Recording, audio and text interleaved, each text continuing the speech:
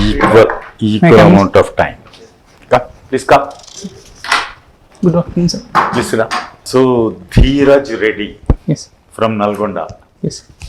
From the beginning, you are living in Nalgonda or migrated from other place to Nalgonda? Sir, since my birth, I have been in It's Nalgonda. okay. Yes. Birthplace. Yes. So, what's your basic degree? My degree is in arts, sir. Political science, public administration, history. Okay. PG. No, sir. Arts graduation. So, degree, Yes. not post graduation. Yes. When did you finish your degree? Sir, in 2019. 2019. So, what were you doing for the last 4 years? Sir, I was in UPSC preparation, sir. I have done- Continuously for the last 4 years. Yes. So, is the first time you cleared the mains? No, sir. I had cleared mains in the 2021 iteration also. This 21 also. Yes. What was your experience then? Sir, the interview experience? Your overall experience during that N19. Sir, the board was cordial. I was in Smita Nagaraj Nam's board. It was very cordial and they awarded me 182 marks, sir. So it was a good experience. Good. Of the 3 subjects, which subject you are more interested or familiar or totally disinterested? Sir, I am interested in political science and history most. Political science and history. Yes, So, other subject is public administration or public administration. Sir. so you want to be in public administration, but the subject is of not to your liking. Sir, I do like public administration, but I found some deeper connection and more intriguing elements in history and political science. Where did you get your degree from? PG Ram Reddy Center for Distance Education, sir, from Osmania University. English Government High School. So there is, but I was in Bongare. What is it? SA English Government High School. Sir, school assistant. She's a school assistant in English. School? School assistant in English, sir. Mother is school assistant in English. Acha, she is school assistant in English Yes. and in government high school. Yes, sir. Acha, we have to read it like that. So you worked on anti-ragging and suicide prevention. Yes. Can you tell me something about National Suicide Prevention Strategy? Ma'am, the strategy aims at communicating with the students on a regular basis and running as campaigns so that it would deter them from committing suicides, and by regular mentorship practices it would deter them and give them the strength to handle the difficulties in lives and go forward, ma'am. So we have recently heard about Pravalika's suicide. Yes. So you are doing this anti-suicidal preventions and all, right? So what actions you have taken after that incident? What you have done? During that phase? Yeah. Yes, ma'am.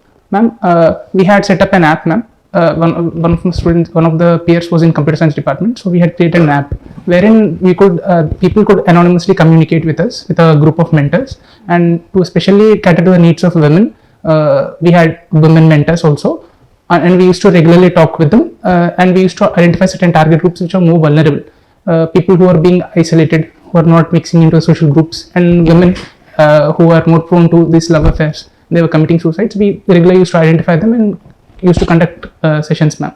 And we also used to encourage them to go into sports and other extracurricular activities, arts and crafts, so that they would have a proper balance in their mind, ma'am. So your hobby is quilling. Yes. Tell me something about quilling. Ma'am, quilling is an art form. For me, it's a mean of creative expression. So what all projects you have done in quilling? Ma'am, mostly they have been about paintings, ma'am. Quilling is not painting. No, ma'am. We roll the papers and paste them, and we create different shapes. So we can create 3D art forms. So I used to make these vegetal designs and depictions of people. That is what I used to do, ma'am. So how you relate quilling to the preparation of UPSC? How it is useful? Like what you learned out of quilling for UPSC preparation? Ma'am, the first thing I would say is it requires focus, ma'am.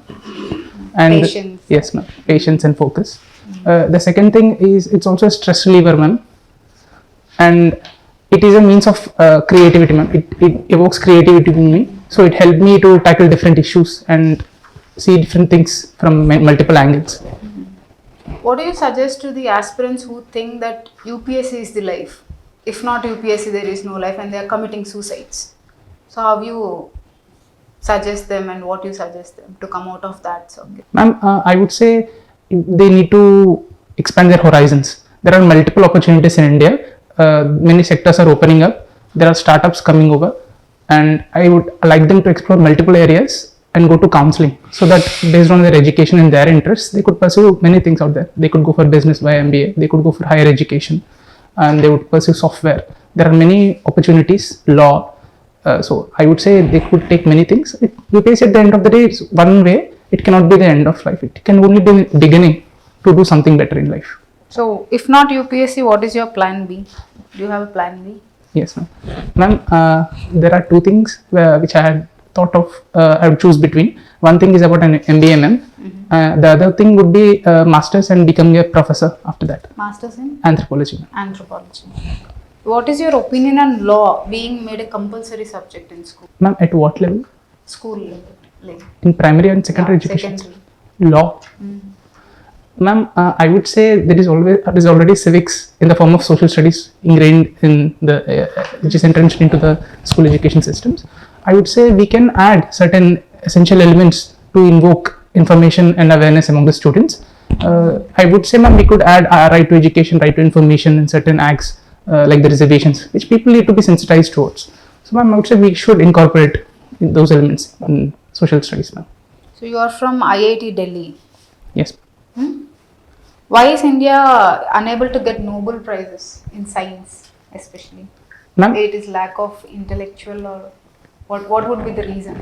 Ma'am, the primary reasons I would say was people are not being attracted towards research, ma'am, especially in India, especially the basic sciences part, because it requires a lot of effort and a lot of time one needs to invest in.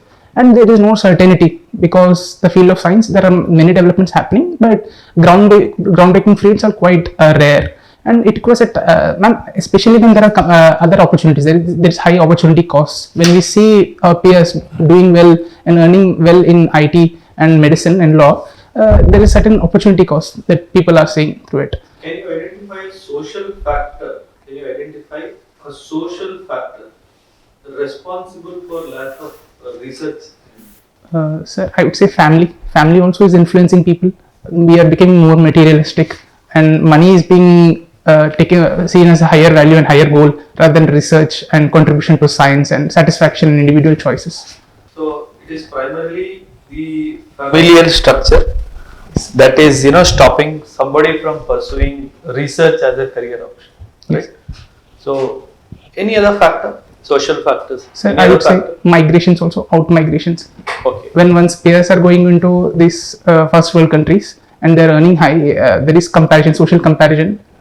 So people are preferring to go abroad even to pursue sciences, sir. Ashok, if I make a statement, the hunger for job immediately after graduation, is it not killing the idea of further study? Sir, there are two ways of looking at it. There are certain fields like engineering and medicine where there is high chance of getting into a job just after graduation.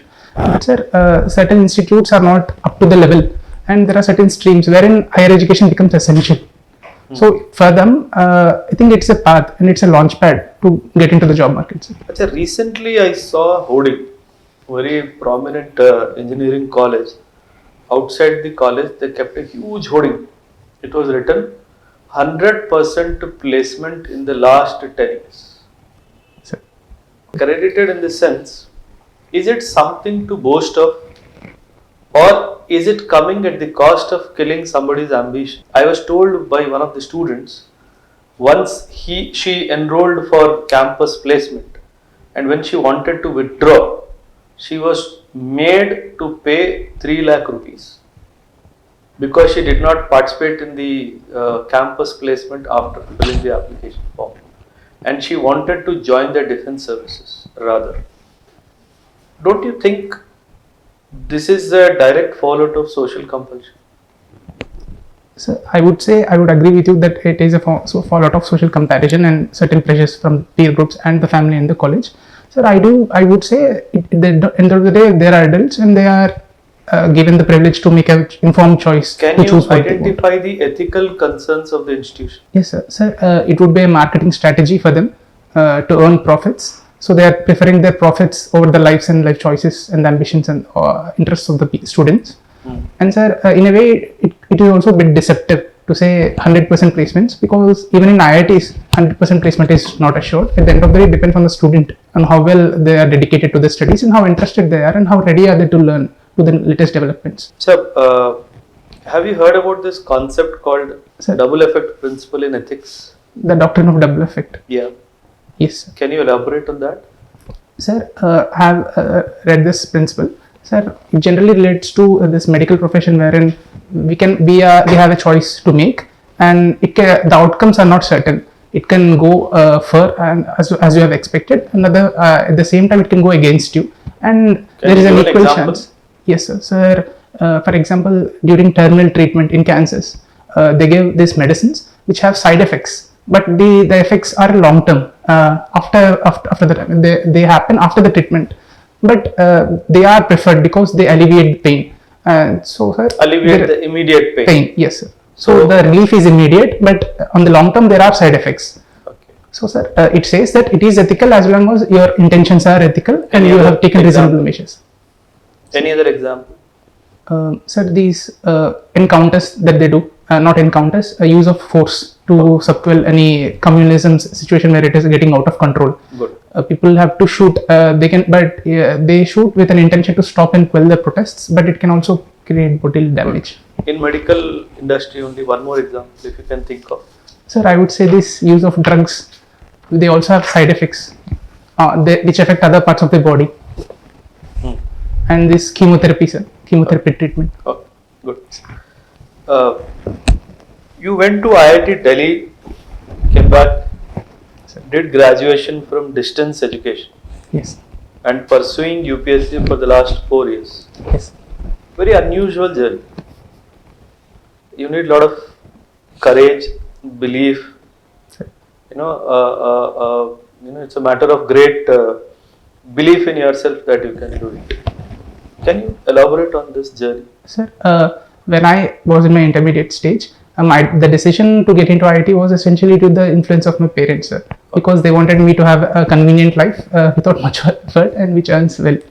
Sir, but somewhere around the back of my mind, there was this idea that I want to explore something new, because since the 6th standard, I was oriented towards IIT and the science streams. Not that I was not not that I did not enjoy maths, but still I wanted to explore new areas.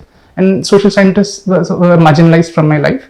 And sir, before getting into IIT, we had this arrangement that if I wanted to get out of IIT, that I would give 1 full year of effort and I would excel in IIT. This arrangement was with you and your parents. Yes, sir. Good. So if I do well in my get good grades in the first year of my IIT, then they would let me make an informed choice, because I had gotten into IIT and it's got a taste of it.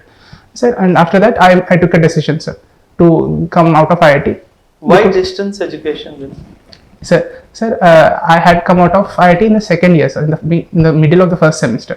Oh. Because even after that, my parents wanted to they were goading me to give 1 more year. Okay. So they were trying to essentially keep me there in a state of perpetuity in sciences. Okay. So one day it struck me that if I had not made this decision, it would go on, because after graduation they would want me to take a job. So and you are trying to save that 1.5 year yes, sir. by going it through distance education. I came back in the middle of the academic year, so I had to go to distance education or waste my whole Asa, year. can you throw light on some flaws in the distance education system in our country?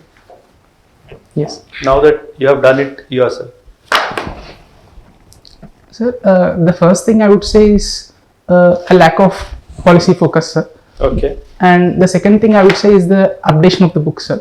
Because the data and the facts that are represented are at least a decade back, which had struck me. And so the third thing I would say is the quality of the teachers was also less than the regular education, sir. And the fourth thing I would say is the essential absence of engagement in social space and extracurricular activities, which was a very prominent theme, because many of my peers were not, they did not have the time to engage in these activities.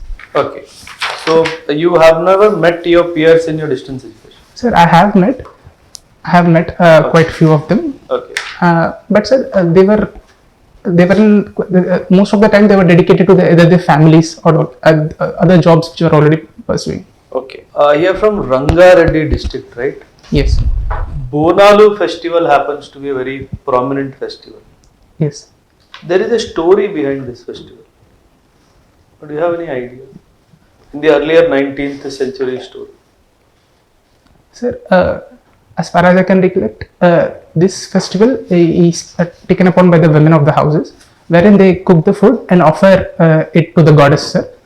They make a wish in their hearts and pray to the goddess, and with full piety, they offer it to the goddess so that their dreams would come. How this practice started? It's basically Mahakali's Yes, sir. roop only, right? Yes, sir. What is the history behind this? Sir, I'm not able to recollect the exact history, but the idea is that women and pray to the mother goddess, sir, Durga and Shakti forms. Okay. So basically worship of Shakti. Yes, sir. Can you tell something about your district more in detail to Rangareddy district? Sir, this district was formed in around 1978, sir, as a rearrangement process, and they had named it after the first deputy chief minister of that state, second deputy chief minister of the state, Mr. K.V. Rangareddy, to honor his effects and his efforts in bringing How is out. Mari Channa Reddy related to K.V. Rangareddy? Sir, he was the son-in-law, Son-in-law of Mr. K.V. Rangareddy. K.V. Rangareddy. Yes, sir. Okay. And sir, he was involved in the Pradesh Congress, and he had fought for the freedom, sir. He was involved in the national movement in the Telangana area, sir. Which is your parliamentary constituency? Sir, Malkajgiri, sir. Sure. Malkajgiri. Yes. Malkajgiri or Chevalla? Sir, Malkajgiri. Malkajgiri. Yes. Okay. Do you have any idea there is a country that protects Telugu language outside it? Sir, I am not aware of this particular aspect. I will read on it. Okay. Yes, It sir. is South Africa. Your Telugu language is protected there. Okay. You know this song, Ma Telugu Talliki? Yes. You know the complete song? Sir, I can recollect few lines. మా తెలుగు తల్లికి మల్లెపూ దండ, మా కన్న తల్లికి మంగళారతులు. Mangal. Next two lines. కడుపులో బంగారు, కను చూపులో కరుణ, చిరునవ్వులో సిరులు, దొరలించు మాత. I am not able to recollect. Good measure. Your accent. Godari, Krishna, everything is mentioned in that. Okay, very beautifully written song. Can you talk a little about your district's climate? What type of climate it has? Sir, the climate is monsoon climate, sir, essentially, and the vegetation is tropical dry deciduous, sir. Tropical, Dry deciduous. dry. Yes, sir. Is it not wet and dry? Sir, it falls. The rainfall is around 90 centimeters, sir. So there is this dry element, dry deciduous element, sir. If we go towards this ghats, there is this wet element. Major crop? Sir, in Rangareddy. Sir, in Rangareddy, there is this prominence of vegetables, sir, fruits and vegetables, because of the proximity to the Hyderabad city. They go for these horticultural elements, so that there is easy access to the market. There is more demand for horticultural products. Yes, but that is not the largest crop. Sir, in the district, on the whole, it is horticulture has a major share. If we look at the state, then we can see paddy and cotton and turmeric and such other elements. Even Rangareddy, cotton happens to be one of the largest crops. Cotton, maize, Yes, sir. Cotton then maize. followed by horticulture. Yes. Okay. Any tribes that you have noticed in your district? Sir, there is presence of this chenchus, sir, from the Okay. south. There is this continuous distribution from this Nalamara forest region. Yeah. And sir, there is also presence of this Lambada tribes, Sugalis. Which is the largest? Sir, the largest in the state is Lambada, sir. How about Koya? Yes, sir. Among the Adivasi group, Koya is the largest. Koya is the largest. Yes. Right? What are the main challenges in the education sector? Ma'am, I would look at it in multiple aspects, ma'am. Coming to infrastructure, the first aspect, I would say many schools do not have toilets and classrooms, physical infrastructure, walls, electricity connection, and computer smart rooms, ma'am. And if we come to the teachers, the quality of the pedagogies are still age old. The new pedagogies are not used, and there is teacher absenteeism also quite rampant in some areas. And there is this aspect where one teacher teaches for multiple classes in the single room. And ma'am, coming to students, there is this issue of malnutrition, ma'am. And because of this, students' teaching outcomes and education outcomes are less. And ma'am, I would say this there is gender and caste parity also.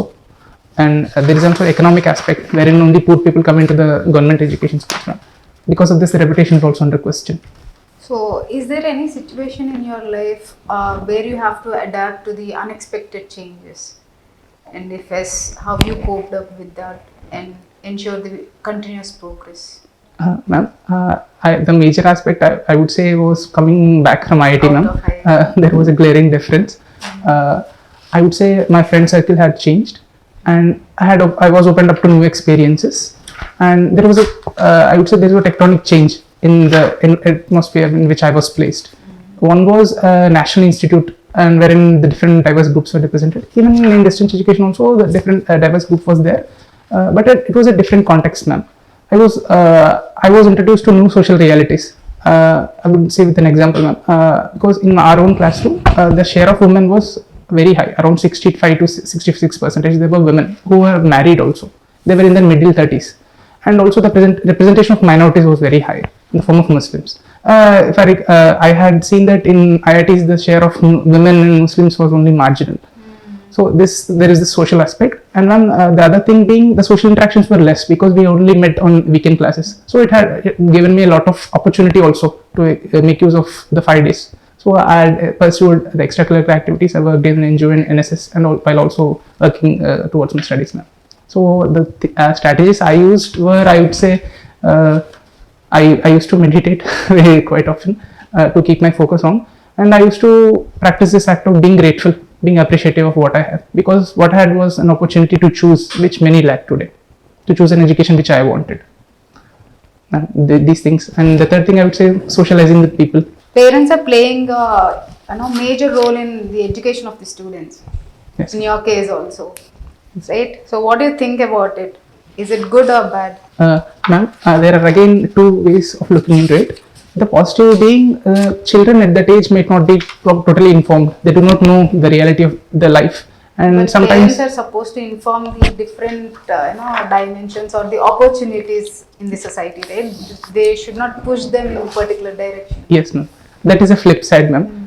They are performing an act which they believe they are more wise and they are better at making the choice. In that, they are forgetting that the child is also an equal stakeholder in making the choices, and that is still an issue. We must work on it. So, do you think the older generation is more wiser than the coming generations? Ma'am, going by the experiences, I would say they have experience because they have a lot of exposure to people. They have seen many life instances, so they have their own wisdom. But freedom of the children must also be taken into consideration while making a choice now. How did you choose that as a kind of your plan B? Sir, Anthropology, professor in anthropology. yes, sir. My inroads into anthropology were initially because it was a new subject and it gave me an opportunity to study biology also, which I had missed. And sir, it also gave me a lot of insights and inroads into the society in which I was living and certain new aspects and interactions. So getting into it, I had acquired a taste for anthropology. I had got interested in archaeological part also in social cultural anthropology, and anthropology plays a significant role in development also, sir, especially of the marginalized sections like the STs and SCs and women. So this evoked my interest, sir. After that, so I thought something which is interesting to me, something which seems satisfying, something which has a social aspect also, and decent. It pays decent ton of money. So I thought this would be a good enough option, sir. So, is there any kind of a remotest of a relation between your physical anthropology and Origin of Species by Darwin. Charles Darwin? Yes, sir. Is there any? Yes, sir. Sir, I would say this particular book, Origin of Species by Natural Selection by Darwin, was a turning point in the development of physical anthropology, sir. Till then, we can say it was physical anthropology because it was essentially contained to study of craniometry and classification of races and understanding the variation in people. This book brought in a new outlook, not just in physical anthropology but also in sociocultural anthropology, where they had seen evolution as a significant aspect in life. And sir, this was a remarkable shift towards biological anthropology, because after this point there was also study of blood groups, and there was this element of scientific objectivity that was infused into anthropology, wherein genetics was also introduced after this. Sir. So I would say it had a tremendous impact on the nature and the scope of anthropology. So the anthropology has developed after the origin of species, or No, sir, it had a long history back also. 2 centuries, I would say in the 18th century itself, there was the study of races by Blumenbach, and many of these colonial thinkers, sir, from the West in Great Britain. Wherein it began with the colonialism, sir. When they come in contact with these new age countries, Asia and Africa, they wanted to classify the people and to understand more. So that is how it began. And this Carlos Linnaeus also, he was also involved in this anthropological efforts and physical anthropology. So how do you explain to a layman like me the concept of evolution of an ape, great ape, into human being?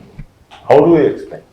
In common words. Because many people, even in America now, they say that people have been created.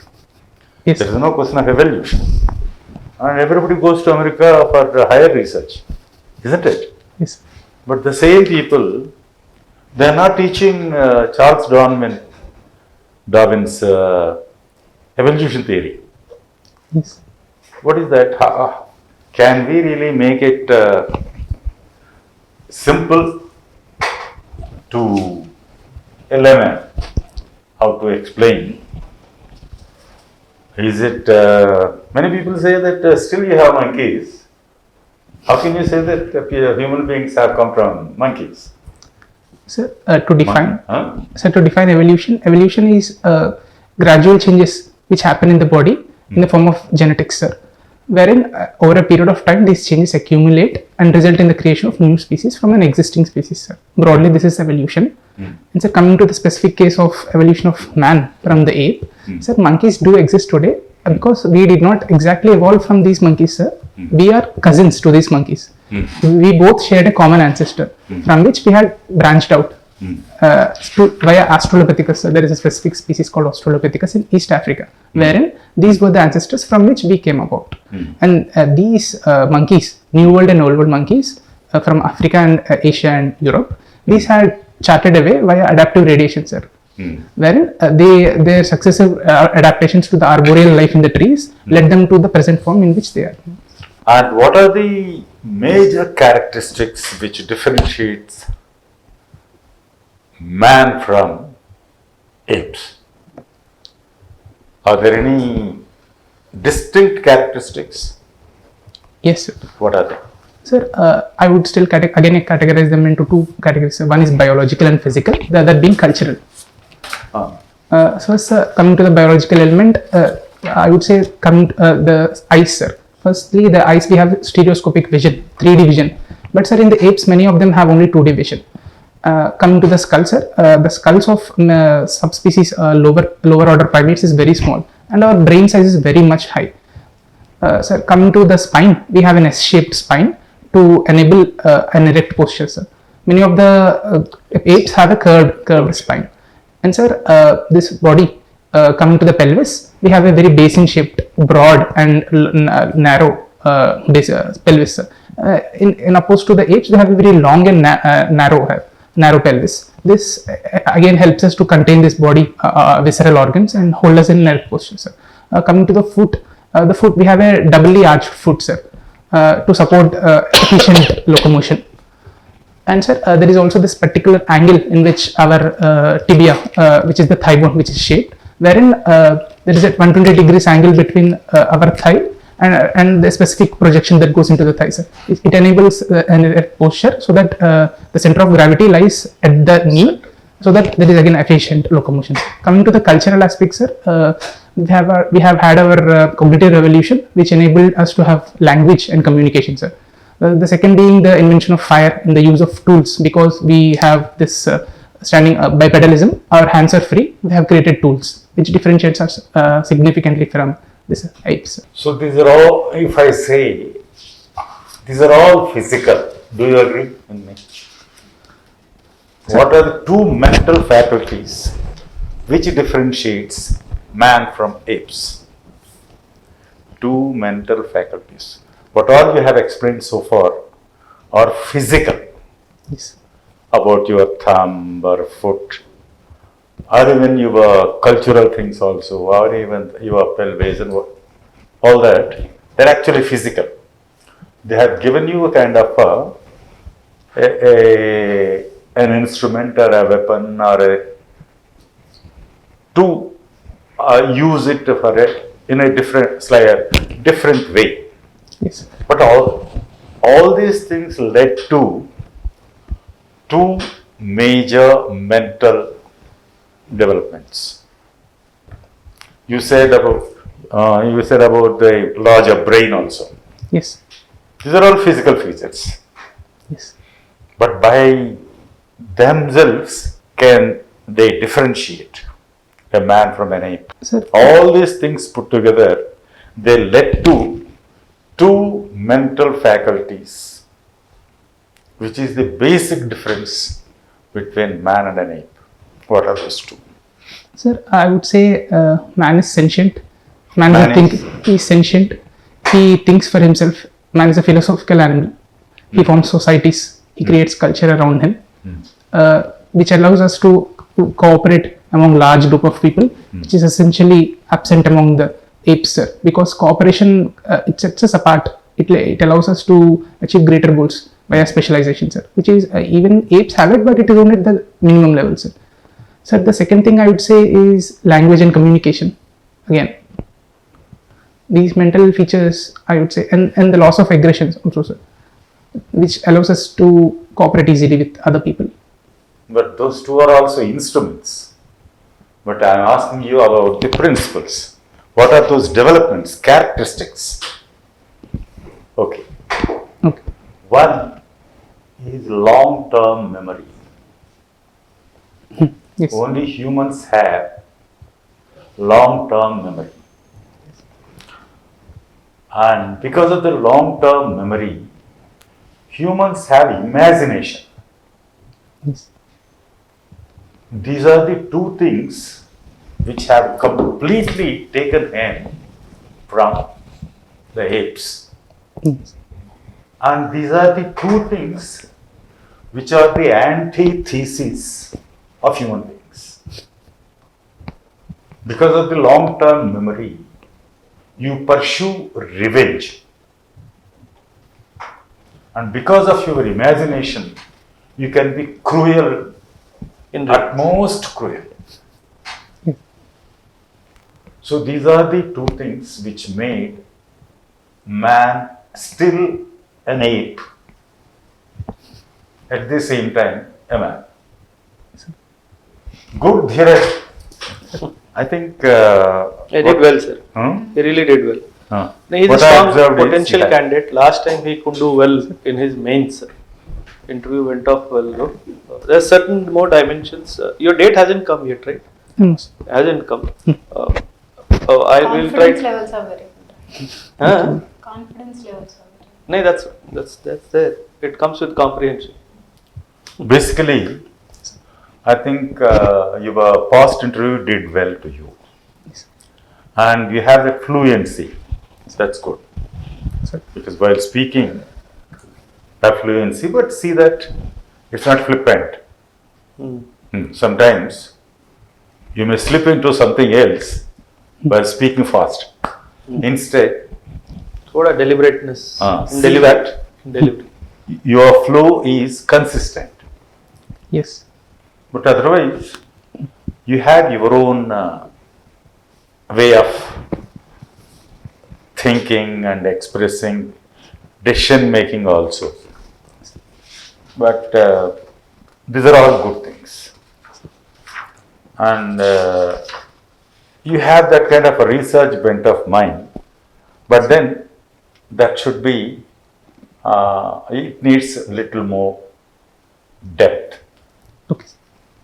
And I am confident that you will make it this time. Thank you, sir. And be relaxed. You look a little more serious all the time. But don't pretend. But try to be relaxed. Yes. Certainly, with a single interview, you could pick up many things. That is the flow. Yes. And trying to relate things.